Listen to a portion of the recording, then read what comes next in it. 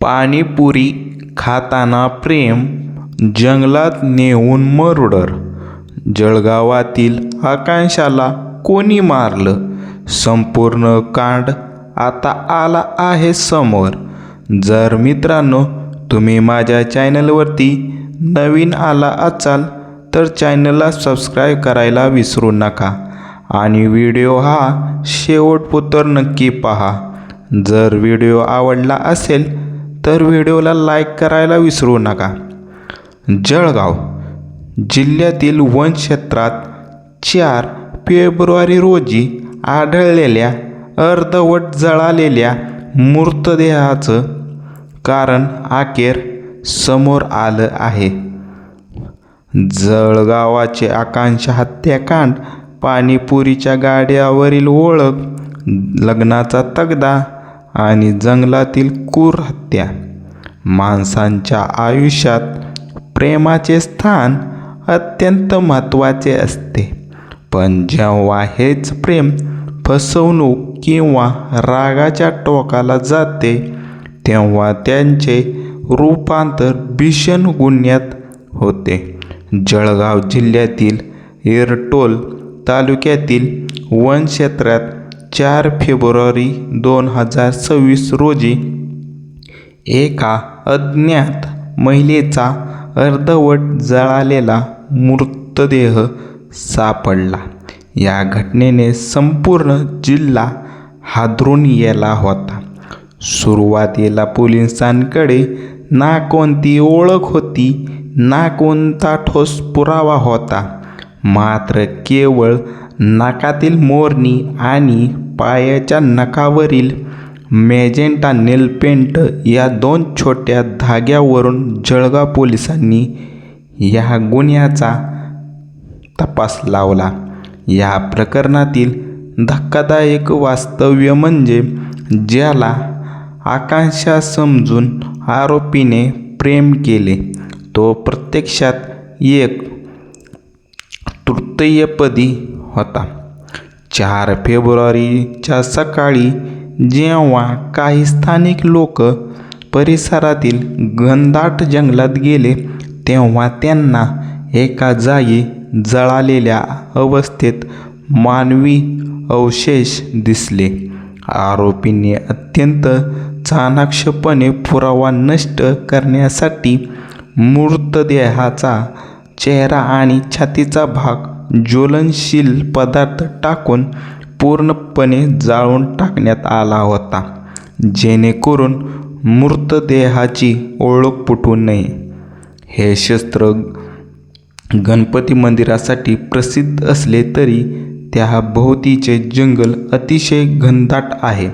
तिथे मोबाईल नेटवर्कची सुद्धा मोठी समस्या आहे आणि मानवी वर्दळही कमी असते. याच गोष्टीचा फायदा आरोपीने घेतला होता. जळगाव पोलिसांसमोर या प्रकरणाचा तपास करणे म्हणजे अंधारात सुई शोधण्यासारखे होते. मृतदेहाची स्थिती पाहून ती स्त्री आणि पुरुष हे ओळखणेही कठीण झाले होते. मात्र पोलीस आणि त्यांच्या पथकांचे फॉरेन्सिक तज्ज्ञांची मदत घेतली. तज्ज्ञांनी मृतदेहावर पडलेल्या आळ्यांच्या वाढीचा अभ्यास केला. त्यावरून हा निष्कर्ष काढण्यात आला की ही हत्या साधारणपणे 30 किंवा 31 जानेवारीच्या दरम्यान झाली असावी. मृतदेह सापडण्यापूर्वी 4-5 दिवस आधीच हे कृत्य घडलेले होते. पोलिसांनी मृतदेहाचे सूक्ष्म निरीक्षण केले असता 2 गोष्टी प्रकर्षाने जाणवल्या. मृतदेहाच्या नाकात सोन्याची मोरणी, एक प्रकारची नथ होती. या 2 पुराव्याच्या आधारे पोलिसांनी जिल्ह्यातील आणि आजूबाजूच्या परिसरातील बेपत्ता व्यक्तींच्या तक्रारीची तपासणी सुरू केली. तपासणीची चक्रे फिरली आणि पोलिसांचे लक्ष पहूर येथील स्वप्नील उर्फ गोलू अशोक पाटील वय 21 या तरुणाकडे गेले. तपासातून समोर आलेली पार्श्वभूमी अत्यंत रंजक आणि तितकीच धक्कादायक होती. काही महिन्यापूर्वी स्वप्नीलची ओळख पहूर येथीलच एका पाणीपुरीच्या गाड्यावर आकांक्षा उर्फ अजय हेमराज गद्रे यांच्याशी झाली होती. आकांक्षाचे बाह्यरूप आणि तिचे सौंदर्य पाहून स्वप्नील तिच्यावर भावळला. त्या दोघांमध्ये संवाद वाढला आणि मैत्रीचे रूपांतर हे प्रेमात झाले होते.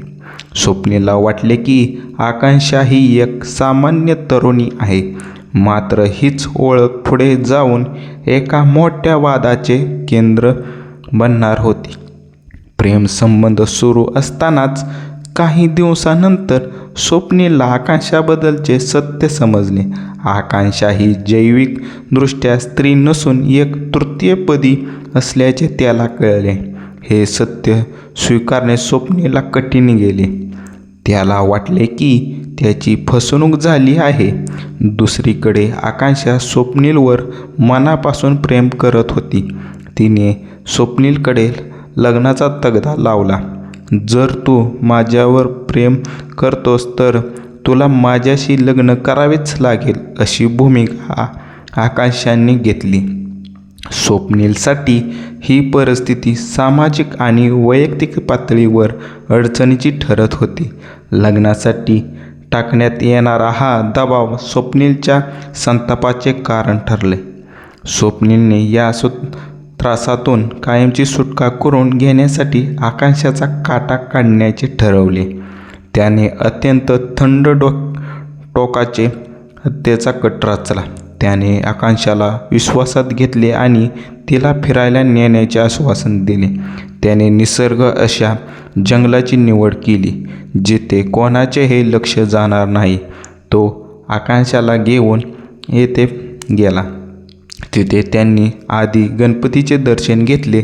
त्यानंतर तो तिला जंगलात घेऊन गेला. घनदाट झाडी संधी मिळताच स्वप्नीलने आकांक्षाची निर्घृण हत्या केली. तिची ओळख पटू नये म्हणून त्याने सोबत नेलेल्या ज्वलनशील पदार्थ तिच्या चेहऱ्यावर आणि शरीरावर ओतून तिला पेटवून दिले. पोलिसांनी तांत्रिक पुरावे आणि गुप्त बातमीदाराकडून मिळालेल्या माहितीच्या आधारे स्वप्नीलला ताब्यात घेतले. सुरुवातीला त्याने उडवाऱ्याची उत्तरे दिली, पण जेव्हा पोलिसांनी त्याला पुराव्याच्या आधारे विचारणा केली तेव्हा तो पोपटासारखा बोलू लागला. स्वप्नीलने कबुली दिली की ती मुलगी नसून तृतीयपदी असल्याचे समजल्याने आणि तिने लग्नासाठी माझ्यावर दबाव टाकल्याने रागाच्या भरात मी तिची हत्या केली. पोलिसांनी त्याला तात्काळ अटक केली आणि त्याच्यावर गुन्ह्याचा कलम 302 व पुरावा नष्ट करण्याचा कलम 201 गुन्हा दाखल केला. तृतीयपदी याकडे पाहण्याचा समाजाचा दृष्टिकोन अजूनही संकुचित आहे. स्वप्नीलला तिची ओळख समजल्यावर त्याने कायदेशीर मार्ग निवडण्याऐवजी हिंसेचा मार्ग निवडला. आधुनिक तंत्रज्ञानाचा वापर करून आणि अगदी लहान खुनावरून नेलपेंट आणि मोरणी गुन्हेगारापर्यंत पोहोचण्याचे पोलिसांनी कौशल्य कौतुकास्पद ठरले. जळगावाचे हे आकांक्षा हत्याकांड केवळ एका हत्येची कथा नाही, तर ती फसवणूक, भीती आणि रागाच्या भीषण परिणामाची साक्ष आहे. पाणीपुरीच्या गाड्यावरील सुरू झालेला तो गोड संवाद रक्ताच्या धारोळ्यात आणि जळालेल्या अवशेषामध्ये संपला. कायद्याच्या कचाट्यातून कोणीही सुटू शकत नाही, हेच जळगाव पोलिसांनी या तपासातून सिद्ध करून लावले आहे. सध्या आरोपी स्वप्नील पाटील पोलीस कोठडीत असून पोलीस या घटनेत इतर कोणाचा सहभाग आहे का याचा अधिक तपास करत आहेत. आकांक्षाच्या कुटुंबाला न्याय मिळवून देण्यासाठी हे प्रकरण फास्ट ट्रॅक कोर्टात चालवण्याची मागणी होत आहे. जर मित्रांनो तुम्हाला माझे व्हिडिओ आवडला असेल तर व्हिडिओला लाईक करायला आणि चॅनलला सबस्क्राईब करायला विसरू नका. धन्यवाद.